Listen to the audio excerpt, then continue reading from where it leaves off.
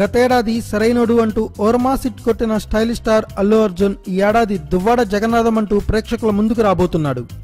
Star producer Dil Raju నిర్మాతగా హరిశంకర్ డైరెక్షన్లో తెరకెక్కుతున్న ఈ సినిమా టీజర్ మహాశివరాత్రి కానుకగా రిలీజ్ అయ్యి సూపర్ అనే టాక్ తెచ్చుకుంది. శైవ బ్రాహ్మణుడిగా బన్నీ గెటప్తో పాటు మోడ్రన్ అమ్మాయిగా పూజా రోల్ టీజర్కే హైలైట్గా నిలుస్తోంది.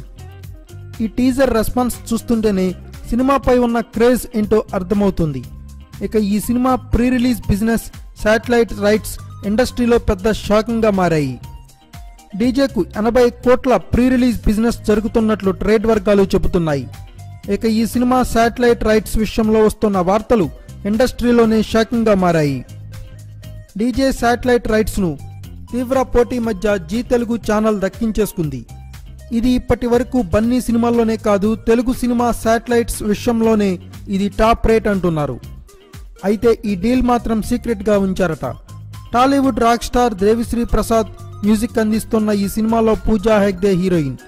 సమ్మర్ కానుకగా మే నెలలో ప్రేక్షకుల ముందుకు రానుంది.